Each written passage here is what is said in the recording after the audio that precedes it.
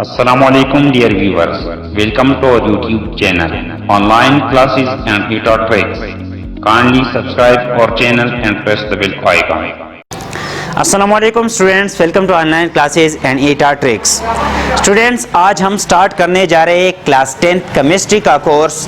जो हमारे पास पहला चैप्टर है वो है केमिकल इक्विलिब्रियम। स्टूडेंट्स, इस चैप्टर का जो पहला टॉपिक है वो है रिवर्सिबल एंड इरिवर्सिबल रिएक्शन।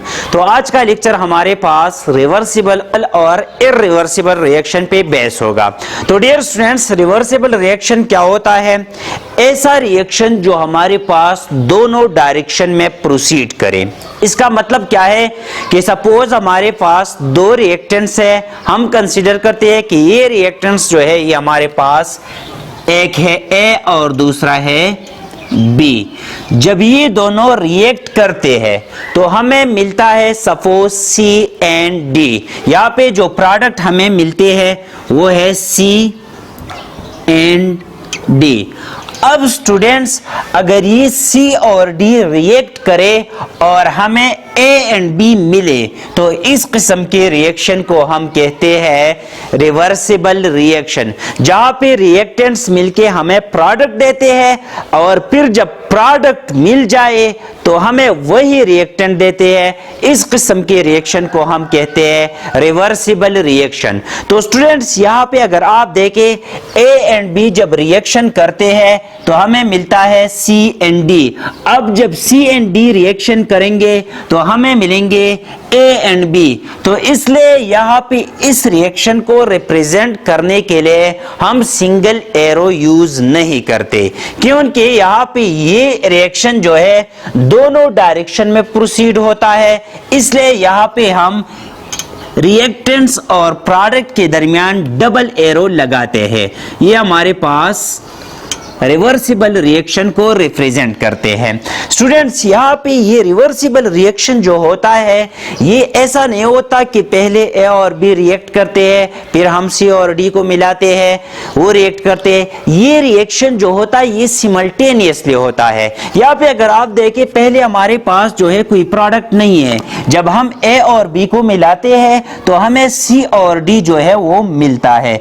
अब ये सी और D at the same time react करते हैं और हमें जो है ए और बी, हमारे पास रिवर्सिबल रिएक्शन जो है ये सिमल्टेनियसली होता है। बैकवर्ड डायरेक्शन में और फॉरवर्ड डायरेक्शन में जो रिएक्शन होता है वो एट द सेम टाइम होता है। यहाँ पे ए और बी जो मिलके हमें सी और डी दे रही है, इस रिएक्शन को हम कहते हैं फॉरवर्ड रिएक्शन। यहाँ पे ये हमारे पास है forward reaction. A plus B जब मिलके हमें देते हैं C एंड D तो इसको हम कहते हैं फॉरवर्ड रिएक्शन। और फिर जब C एंड D रिएक्ट करके हमें A और B देते हैं तो इसको हम कहते हैं रिवर्स रिएक्शन और बैकवर्ड रिएक्शन। तो यहाँ पे रिवर्स रिएक्शन हमारे पास आ जाएगा C plus D give us A and B. अब स्टूडेंट्स, यहाँ पे ये तो हमने एक जनरल एग्जांपल लिया। अगर हम प्रैक्टिकल एग्जांपल ले ले तो यहाँ पे हमारे पास सपोज नाइट्रोजन है जो मॉलिक्यूलर फॉर्म में है और ये गैसियस स्टेट में होता है। नाइट्रोजन है गैसियस स्टेट में और मॉलिक्यूलर फॉर्म में होता है। इसके साथ अगर हम मिला देते थे हाइड्रोजन, ये भी हमारे पास गैसियस स्टेट में है। ये दोनों मिलके हमें देता है एमोनिया गैस NH3 जो ये हमारे पास गैसियस स्टेट में होता है। अब स्टूडेंट्स, अगर आप इसको बैलेंस करना चाहते हैं तो बैलेंस कर सकते हैं। यहाँ पे हमारे पास नाइट्रोजन 2 है, यहाँ पे 1 है तो यहाँ पे हम 2 लगा लेंगे तो नाइट्रोजन जो है वो बैलेंस हो जाएगा। इसी तरह यहाँ पे हाइड्रोजन जो है हमारे पास 2 है, यहाँ पे 3 2 6 है तो यहाँ पे 3 लगा ले, ये हमारे पास बैलेंस हो जाएगा। अब स्टूडेंट्स, ये रिएक्शन जो है नाइट्रोजन और हाइड्रोजन मिलके हमें देता है एमोनिया। अब जब एमोनिया डिसोसिएट हो जाता है तो ये हमें इन रिटर्न वापस जो है नाइट्रोजन और हाइड्रोजन देता है। तो इसलिए यहाँ पे इसको मैं रिप्रेजेंट करूंगा बाय अ डबल एरो, क्योंकि ये हमारे पास जो है ये रिवर्सिबल रिएक्शन है। तो रिवर्सिबल रिएक्शन का डिफिनीशन हमारे पास आ जाएगा, a reaction that proceed in both forward and backward direction is called reversible reaction. तो यहाँ पे डिफिनीशन लिख लेते हैं, a reaction that proceed in both forward and reverse direction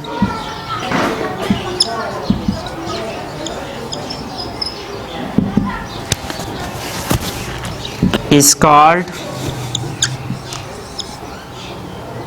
reversible reaction। अब स्टूडेंट्स हमारे पास दूसरा जो है वो है इर्रिवर्सिबल रिएक्शन। इर्रिवर्सिबल रिएक्शन का मतलब क्या है?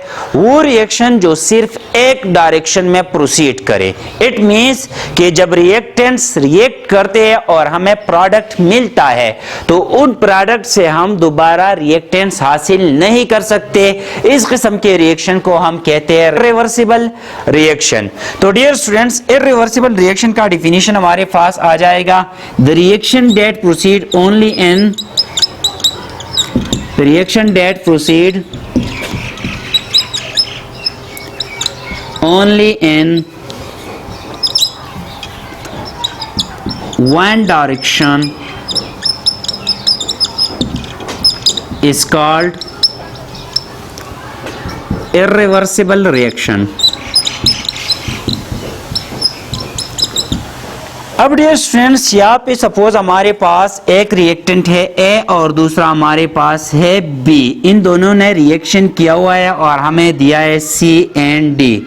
अब जब ये सी और डी हम मिला देते हैं तो यहाँ पे ए और बी हमें नहीं मिलते। तो इस किस्म के रिएक्शन को हम कहते हैं इर्रिवर्सिबल रिएक्शन। ये तो हमारे पास जनरल फॉर्म हो गया। यहाँ पे रिवर्सिबल रिएक्शन जो है हम शो करते हैं बाय डबल एरो, और यहाँ पे इर्रिवर्सिबल रिएक्शन जो है इसको हम शो करते हैं by a single arrow which is pointed from reactant towards product. अब डियर स्टूडेंट्स, यहाँ पे हम एक प्रैक्टिकल एग्जांपल लेते हैं। सपोज हमारे पास है NaOH सोडियम हाइड्रोक्साइड और हमारे पास है HCl। ये हमारे पास बेस है NaOH सोडियम हाइड्रोक्साइड जो है, और ये हमारे पास है हाइड्रोक्लोरिक एसिड, ये एसिड है। जब बेस और एसिड रिएक्ट करता है तो ये हमें देता है वाटर एंड साल्ट, और इस रिएक्शन को हम कहते हैं न्यूट्रलाइजेशन रिएक्शन। तो यहाँ पे हमारे पास हमें मिल जाएंगे H2O जो वाटर है प्लस NaCl जो सोडियम क्लोराइड है, साल्ट, यहाँ पे हमें साल्ट मिला और ये हमारे पास वाटर है। तो ये रिएक्शन जो है ये हमारे पास इर्रिवर्सिबल रिएक्शन है, क्योंकि आपने कभी नहीं देखा होगा कि हमने वाटर और साल्ट को मिलाया हो और रिजल्ट में हमें तेजाब मिला हो, एसिड मिला हो और बेस मिला हो। जबकि एसिड और बेस जब हम मिला देते हैं तो ये हमें वाटर और साल्ट दे देते हैं। इस किस्म के रिएक्शन को हम कहते हैं इर्रिवर्सिबल रिएक्शन। डियर स्टूडेंट्स, ये था आज का हमारा टॉपिक। अगर किसी पॉइंट की समझ नहीं आई हो तो आप कमेंट बॉक्स में पूछ सकते हैं। Thank you all.